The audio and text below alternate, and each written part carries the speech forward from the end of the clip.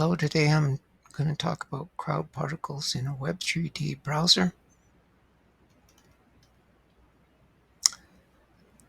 Let me show you some things that Web3D has. It has a H&M thing, humanoid.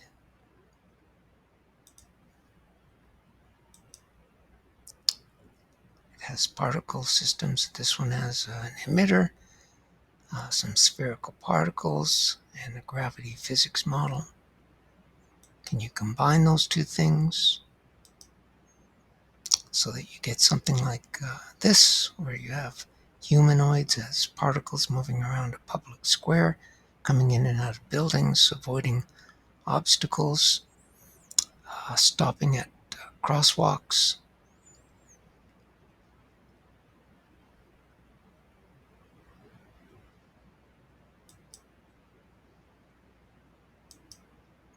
And this is what I got. Notice there's two types of humanoids, magenta and yellow, two types of motion, a active walking and a brisk walking.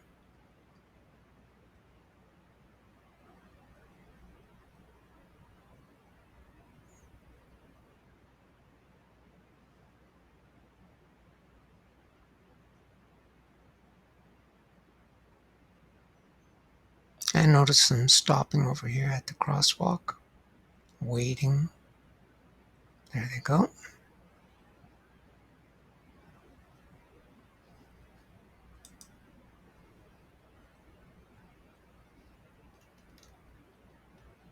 I needed to change some nodes and fields, added two new nodes, a map emitter, a map physics node, and an H&M permuter node.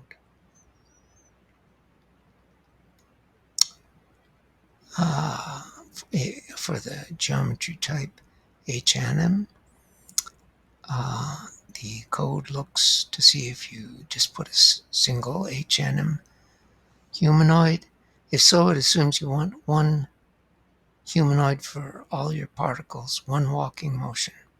If you put a permuter, like I did, I put two humanoids and two walking motions, then it can make some combinations, more than two combinations out of that.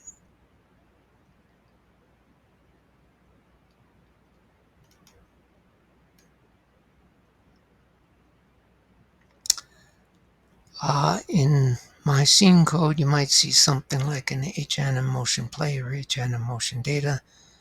Web3D has an H&M motion. Just think of that. Same thing.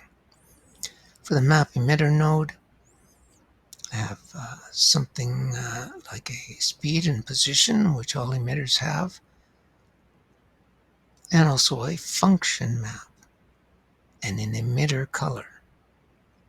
Notice the function map is going to be a single texture node.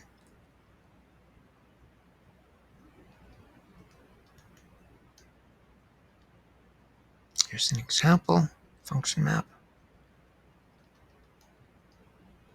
The white area, the particles can move freely. Green is a source and blue is a sink. The source is for the emitters. Cyan is a combination of source and sink, and the different shades of cyan indicate the different sink numbers. In this case, we have 5 different sinks, so it depends which sink they're aiming for. Black is for obstacles, and red is a wait area, for example, a pedestrian crosswalk. For map physics, it looks at the function map 2, gets the obstacle color, black in our case, sink color, some shade of cyan, pause color, in our case red, has a pause state, we'll get back to that, color match tolerance, in case your rendering of the function map wasn't exactly on a pure color. Could I have used a shortest path algorithm? with a pre-planned 2D network to get the particles to their sink? Yeah, probably. I used a sync map, 2D image generated internally as an unsigned 16-bit int. Here I'm displaying it as a RGB image, so when it gets to 256 it rolls over, but that's just a presentation artifact. From here, here's the sink, and the red gets brighter the further away it gets from the sink. So if you're going the other way from a source, you'll look at that color gradient and go down the steepest slope, the shortest path. To generate the sink maps, I start at the sink itself, then work concentrically around that, one row at a time.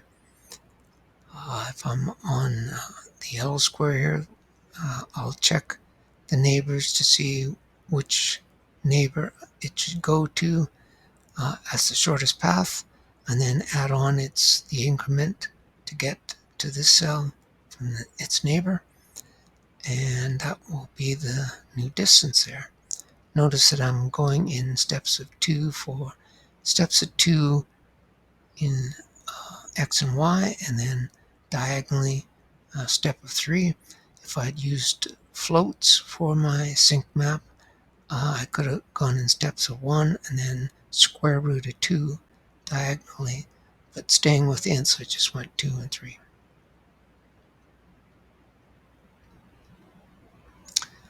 Population map. The particle, before making a step, wants to check if it's going to collide with a neighbor. So as a courtesy, it sets its location in a map so others don't collide with it. So for our particle in yellow, it'll get the distances to the sink from all of its 8 neighboring cells. It'll eliminate any that are already occupied and then choose the shortest distance from the remaining cells. Wait function for the pedestrian crosswalk. In your scene logic, you'll route to the map physics pause state to indicate when the pedestrian wait light is on. The particle will get the distance to the nearest distance to the sink from the nearest cells around it. Choose the shortest one. It'll check if that taking a step in that direction will be on the wait area, and if so, it checks the pause state.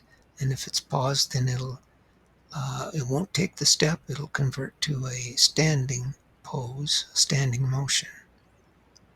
If it's already on the wait area, then it'll keep going.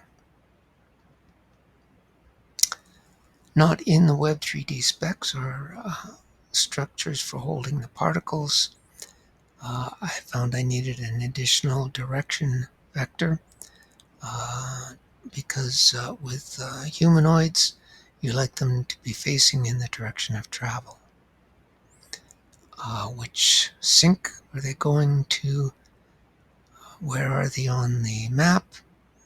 Are they paused in a standing pose, or are they moving? You notice some of these have dimension 2. That's for 2 motions, a standing motion and a walking motion. If you wanted to add a third or fourth motion for climbing or descending stairs, then you'd have to generalize this a bit more. And if you're using the permutation node, then here's your index so the particle can get back to the particular permutation of humanoid and motion that you used in your scene. Particle system loop changes I needed. I need to split the HNM away from the rest of the geometry nodes because particle system derives from shape and has some materials, but HNM doesn't use those materials. It delegates to the humanoid rendering. If you've got 200 particles in your scene, you don't need to instance 200 humanoids, just however many humanoid types you put in your permuter node.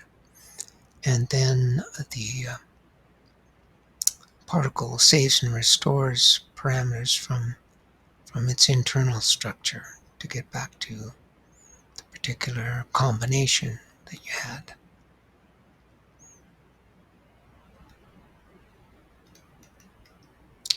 Thank you for listening. This first link it has all of the documents shown here.